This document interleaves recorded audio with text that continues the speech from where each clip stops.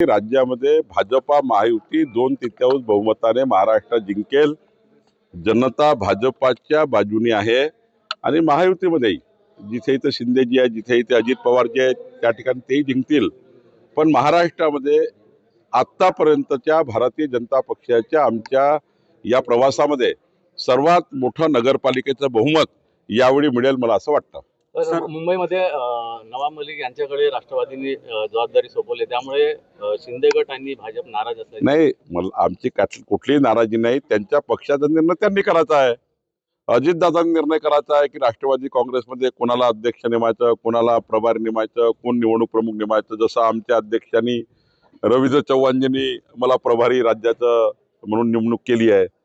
माननीय देवेंद्रजींनी त्या ठिकाणी मोठ्या प्रमाणावर त्या ठिकाणी आमच्या निवड केल्या त्या शहराचे प्रमुख म्हणून। आमच्या अध्यक्षांनी त्या ठिकाणी बसून कुठल्या शहराचे प्रभारी कोण राहतील, कुठल्या नगराचे प्रभारी कोण राहतील याच्या निवड केल्या आहेत। तो त्याचा पक्षाचा अधिकार आहे।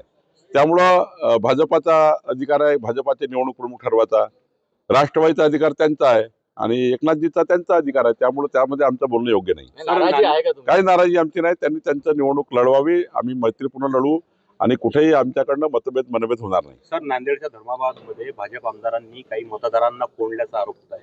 नाही, आरोप काही होत असतात निवडणुकीमध्ये, त्यामुळं असं काही नाही।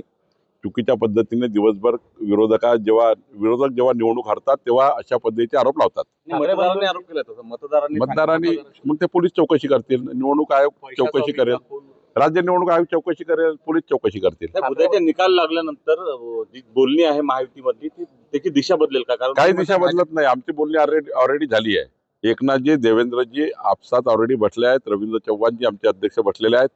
त्यामुळे प्रत्येक महानगरपालिकेमध्ये 5-5 लोकांची टीम आम्ही तयार केलेली आहे महायुतीसाठी। ती टीम बोलत आहे आणि मला वाटतं की राज्यामध्ये चांगल्या पद्धतीने भाजपा शिवसेनेची महायुती होईल आणि सोबत जिथे इथे अजितदादा आमच्याशी चर्चा करतील तिथं अजितदादा सोबतही होईल। तुम्ही म्हणता की भाजपला लँडस्लाईड जागा मिळतील, म्हणजे भाजपला एवढ्या मोठ्या जागा मिळाल्यानंतर तुम्ही वरचढ व्हाल? त्याला वरचढ आमच्याकडे नाही आहे। आम्ही निवडणूक जिंकलो तरी आमच्यामध्ये उन्माद येत नाही, निवडणूक हरलो तर आम्ही निराश होत नाही। त्यामुळे आम्ही कधी उन्मादात जाणार नाही, निराशी होणार नाही।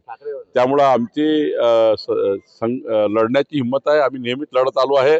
हारल्या जिंकण्याने आमच्या स्वभावावर काही परिणाम पडत नाही। तर ठाकरे बंधूंची जागा वाटपावरून अजूनही बोलणी पूर्ण झाली, त्यांचं काय करायचं त्यांचं त्यांनी पाहायचं। भाजपला जोरदार टक्कर देण्याची तयारी आहे? नाही, होऊ द्या ना। आम्ही 51%ची लढाई जिंकणार आहोत, 51% मतं घेऊन जिंकणार आहोत। त्यामुळे ते कोणी एकत्र आले, 20 पार्ट्या जेव्हा एक आल्या इंडिया आघाडीच्या तेव्हा आम्ही घाबरलो नाही। 20 पार्ट्या एक आल्या विधानसभेमध्ये तेव्हा आम्ही त्या ठिकाणी कुठली निवडणुकीत डामाडोल झालो नाही। 51% मतं घेऊन आम्ही जिंकलो महाराष्ट्रात विधानसभेमध्ये। आताही जिंकू आम्ही, किती लोक येऊ द्या, आम्ही जिंकू। ठाकरे बंधूंना शेवटी जनता आमच्या सोबत आहे। पहा, कोण मोठे लोक एक झाल्याने कधी निवडणुका जिंकत नाही। जनता मतदार ज्यांच्या बाजूने आहे तेच निवडणूक जिंकतात, हे तुम्ही बघितलं आहे। लोकसभेत तुम्ही बघितलं, आम्हाला फटका बसला।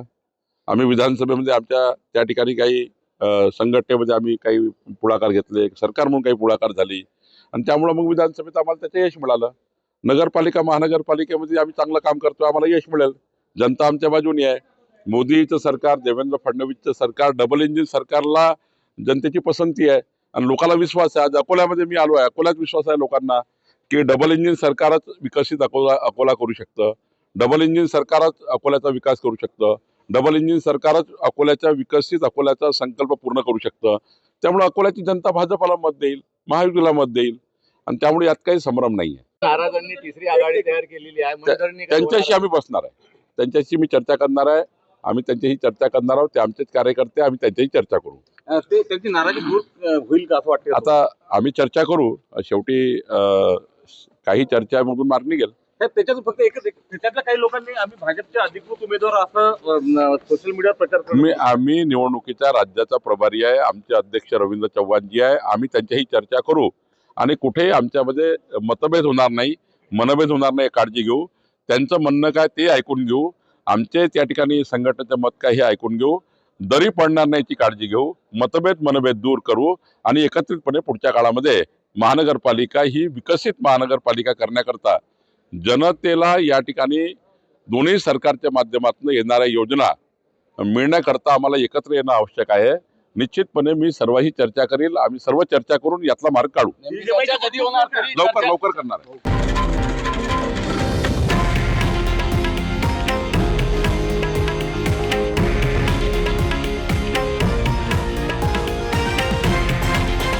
हे आहे देशातील नंबर 1 न्यूज नेटवर्क आणि आपण पाहत आहात TV9 मराठी, एकमेव.